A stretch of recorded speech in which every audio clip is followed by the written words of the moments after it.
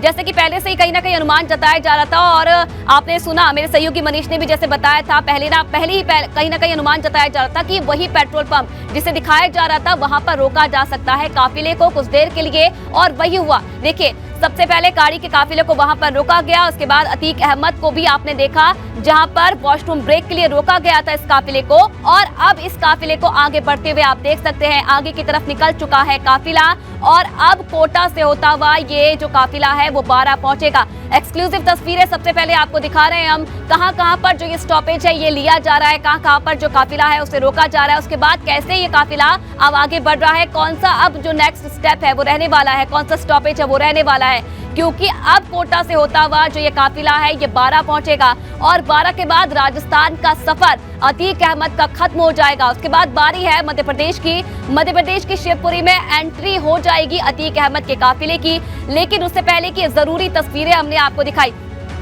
तीसरा स्टॉपेज कहीं ना कहीं माना जा रहा था कि तीसरा स्टॉपेज नहीं लिया गया चित्तौड़गढ़ में, और ये संभावनाएं जताई जा रही थी कि इस बीच कोटा में हो सकता है कोटा में स्टॉपेज रखा जाए, क्योंकि डीजल भरवाने के लिए या फिर वॉशरूम ब्रेक के लिए रोका जा सकता है। गाड़ी को हैंगिंग ब्रिज पर भी रोका गया था, लेकिन वहां पर एसटीएफ ने गाड़ी को नहीं रुकने दिया। उसके बाद ये पेट्रोल पंप पर तय किया गया था कि गाड़ी के काफिले को वहां पर रोका जाएगा, और आपने देखा 5 से 7 मिनट का जो वक्त था वहां पर गाड़ी को रोका गया पेट्रोल पंप पर। उसके बाद अब जो ये काफिला है ये आगे की तरफ रवाना होता हुआ, यूपी एसटीएफ को भी आपने देखा बुलेट प्रूफ जैकेट से लैस यूपी पुलिस की गिरफ्त में था अतीक अहमद, पूरा घिरी हुई थी पुलिस की टीम अतीक अहमद को कोई भी अप्रिय घटना ना हो, इसलिए मीडिया कर्मियों से भी ये अपील की जा रही थी कि दूर से ही इन चीजों को अपने कैमरों में कैद करें। उसके बाद आपने देखा किस तरीके से जो सुरक्षा कर्मी थे वो भी हटाते हुए नजर आए मीडिया कर्मियों को। और अब देखिए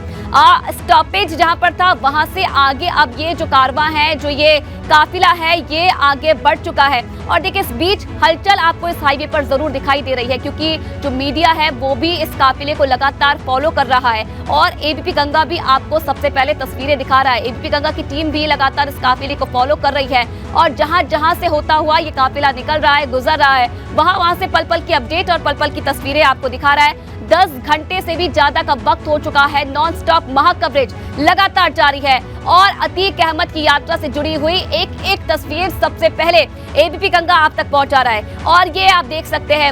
इस वाहन में किस तरीके से सुरक्षा व्यवस्था के पुख्ता इंतजाम किए गए हैं। पास ला करके दरवाजा खोला गया, और उसके पहले यूपी एसटीएफ ने पूरे इलाके को कॉर्डन ऑफ कराया, यानी मीडिया वालों को भी वहां तक नहीं जाने दिया गया। और सबसे बड़ी बात कि अतीक अहमद का चेहरा इस बात का परिचायक था कि किसी एक वक्त का डॉन, एक वक्त का माफिया आज कितना लाचार और कितना मजबूर है कि एसटीएफ के एक सामान्य से जवान उसे खींचते, उतारते या चढ़ने में मदद करते दिखे, तो वक्त जो है वो किस तरीके से बदलता है इसकी जीती जागती मिसाल अतीक अहमद को हम मान सकते हैं। फिलहाल ये कारवां आप देख सकते हैं, ठीक बिल्कुल कैमरे के अगर नजरों से देखा जाए तो आप वेन देख सकते हैं, ये वो वेन है जिसमें अतीक अहमद को लिया गया है, और उसके साथ यूपी एसटीएफ के तमाम अधिकारी और जवान भी इसके भीतर सशस्त्र बैठे हुए हैं। बारा जिले के अंदर लगभग दाखिल होने में आधे घंटे का वक्त लगेगा, और उसके बाद हम ये कह सकते हैं कि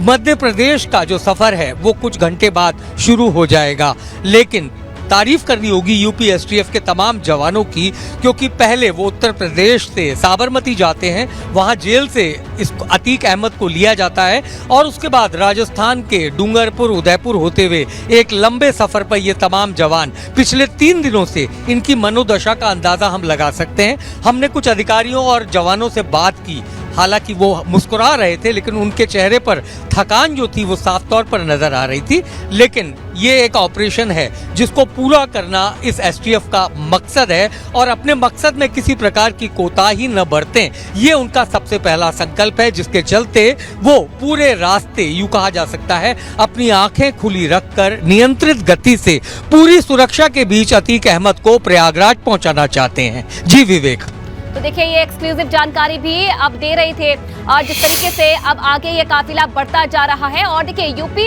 एसटीएफ के जो अधिकारी थे उनको भी आपने उस स्टॉपेज पर सुना, उनका कहना था कि सुरक्षा का जिम्मा हमारा है, तो हम ये कोशिश कर रहे हैं कि सुरक्षित तरीके से अतीक अहमद को हर स्टॉपेज पर उतारा जाए, जहां पर भी वॉशरूम ब्रेक लिया जाए, जहां पर भी वो उतरना चाहे वहां पर उसको सुरक्षित तरीके से उतारा जाए। और इसलिए मीडिया कर्मियों से भी उन्होंने ये गुहार लगाई, ये कहा कि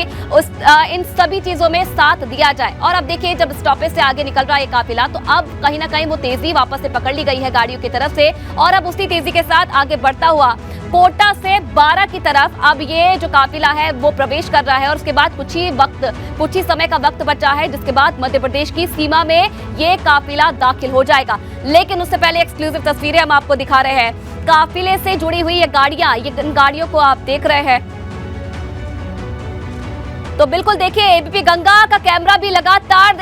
जो ये काफिला है अतीक अहमद का उसके साथ चल रहा है। ये पहली गाड़ी आपने देखी और माना जा रहा है जो आगे ये गाड़ी चल रही है इसमें अतीक अहमद मौजूद है। साथ साथ में चल रही है एबीपी गंगा की टीम, आपको हर कैमरे से तस्वीर हम दिखा रहे हैं। सबसे पहले इस पूरे अतीक अहमद के काफिले के साथ साथ एबीपी गंगा का काफिला भी चल रहा है, आपको आप तक हर तस्वीर पहुंचाने के लिए, हर अपडेट पहुंचाने के लिए। और अब आप देख सकते हैं कि किस तरीके से तेजी के साथ जो ये काफिला है ये अब कोटा से आगे बढ़ता हुआ नजर आ रहा है। 6 जिलों का सफर पूरा कर चुका है, आखिरी पड़ाव जो रहने वाला है 12 राजस्थान का, वो उसमें प्रवेश करता हुआ ये काफिला तो 7 जिलों को पूरा करता हुआ उसके बाद अब नेक्स्ट जो काफिला दाखिल होगा वो मध्य प्रदेश की सीमा होगी, जहां से शिवपुरी होते हुए यूपी में एंट्री ये काफिला लेगा। लेकिन उससे पहले देखिए किस तरीके से राजस्थान का सफर पूरा किया इस काफिले ने, वो तमाम जानकारी हमने आपको दी, तमाम तस्वीरें भी आपने आपको दिखाई किस तरीके से साबरमती से होता हुआ उदयपुर चित्तौड़गढ़ होता हुआ जो ये काफिला है ये कोटा पहुंचा है और अब 12 में प्रवेश करता हुआ ये काफिला मध्य प्रदेश में एंट्री इसकी हो जाएगी। कुछ ही वक्त बचा है क्योंकि कोटा से अगर 12 की दूरी की बात की जाए तो 65 किलोमीटर का सफर है जो पूरा करना है इस काफिले को और उसके बाद 12 से होता हुआ मध्य प्रदेश की सीमा में ये काफिला दाखिल हो जाएगा। ये तस्वीरों में आप देख रहे हैं जहां वज्र वाहन के साथ साथ अतीक अहमद का वाहन है जिसमें तमाम पुलिसकर्मी एसटीएफ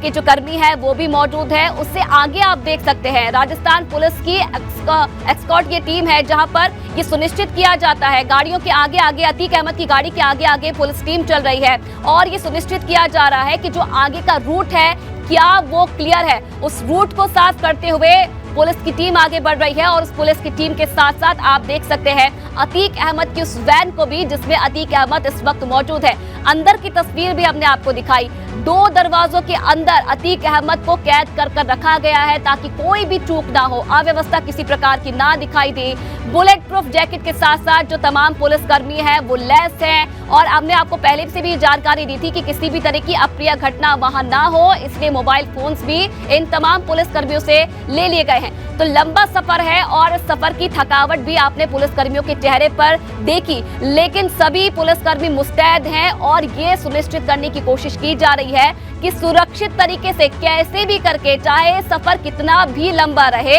लेकिन सबसे पहले प्राथमिकता यही है कि सुरक्षित तरीके से अतीक अहमद को प्रयागराज पहुंचाया जाए। उसके लिए हर संभव कोशिश की गई है। आप देख सकते हैं किस तरीके से पुलिसकर्मियों को लगाया गया है, एसटीएफ की टीमों को लगाया गया है, चप्पे चप्पे पर नजर रखी जा रही है, प्रयागराज से मॉनिटरिंग की जा रही है, लखनऊ से मॉनिटरिंग की जा रही है, बैठकों का दौर जारी है और तमाम अपडेट अधिकारियों की तरफ से लिए जा रहे हैं। इस बीच मनीष क्या जानकारी दे रहे हैं वो भी आपको सुना देते हैं। जिले राजस्थान के पार हुए जिनमें सबसे पहले डूंगरपुर, उसके बाद उदयपुर और तीसरा जिला था चित्तौड़गढ़ और चित्तौड़गढ़ से लगता हुआ भीलवाड़ा चौथा जिला था जहां से ये काफिला पार हुआ। इसके बाद राजस्थान का 5वां जिला बूंदी आया और उसके बाद 6ठा जिला कोटा जिसमें इस वक्त हम गुजर रहे हैं। इसके बाद जो अंतिम जिला राजस्थान का 7वां जिला मध्य प्रदेश की सीमा से लगता हुआ वो है 12 और 12 जिले के बाद ये काफिला दाखिल हो जाएगा मध्य प्रदेश के शिवपुरी में। तो यूं कहा जा सकता है कि राजस्थान के 7 जिलों को पार करके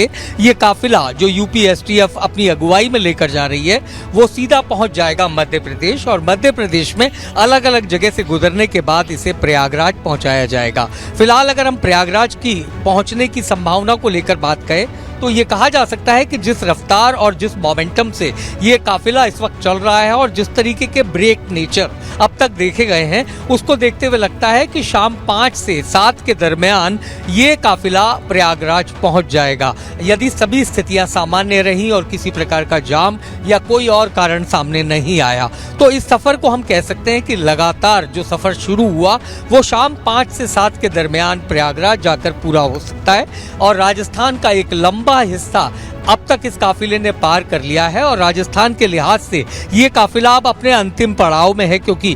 12 जिला कुछ ही देर बाद शुरू हो जाएगा और उसके बाद ये काफिला मध्य प्रदेश में चला जाएगा। ब्रेक का जिक्र आपने किया था विवेक, तो तीसरा ब्रेक जो था जिसको हमने सीधी तस्वीरें अपने दर्शकों तक पहुंचाई, वो ब्रेक कोटा के तातेड़ में पेट्रोल पंप पर था। और जैसा कि हमारे सूत्रों ने हमें बताया था, शायद यही वजह थी कि एबीपी की टीम पहले से वहां खड़ी थी, क्योंकि कुछ इस तरीके की जानकारी मिली थी कि तातेड़ पर इस प्रकार से एसटीएफ इस पूरे काफिले को रोक सकती है और इसीलिए सबसे पहले और सबसे शानदार तस्वीरें हम अपने दर्शकों को दिखा पाए, क्योंकि हम वहां पहले से मौजूद थे। और किस तरीके से एसटीएफ ने हमसे ये कहा कि हाँ, हमने वॉशरूम के लिए रोका है, ये तमाम वो घटनाक्रम था जो बताता है कि एसटीएफ अपने काम को लेकर किस प्रकार सजग है, जो टास्क उन्हें दिया गया है उसे कितनी गंभीरता से ले रही है। क्योंकि एक जगह जब कोटा के हैंगिंग ब्रिज पर एक एसटीएफ के जो ड्राइवर था उसने गाड़ी को रोक दिया, लेकिन एसटीएफ के एक अफसर ने उसे मौके पर फटकारा और वहां से चलने के लिए कहा और उसके बाद तकरीबन 10 से 15 मिनट लगे तातेड़ पेट्रोल पंप पर आने पर और अतीक अहमद को वहां वॉशरूम की सुविधा मुहैया करवाई गई और उसके बाद ये काफिला फिर रवाना हुआ। तो राजस्थान का एक जो पूरा का पूरा इलाका था लगभग अब समाप्ति की ओर है। राजस्थान का ये सफर खत्म होने की तरफ है, क्योंकि 12 के बाद ये काफिला मध्य प्रदेश के शिवपुरी में दाखिल होगा और उसके बाद मध्य प्रदेश के अलग अलग इलाकों से गुजरते हुए झांसी के रास्ते उत्तर प्रदेश में दाखिल होगा। जी विवेक, तो ये जानकारी मनीष की तरफ से दी जा रही थी।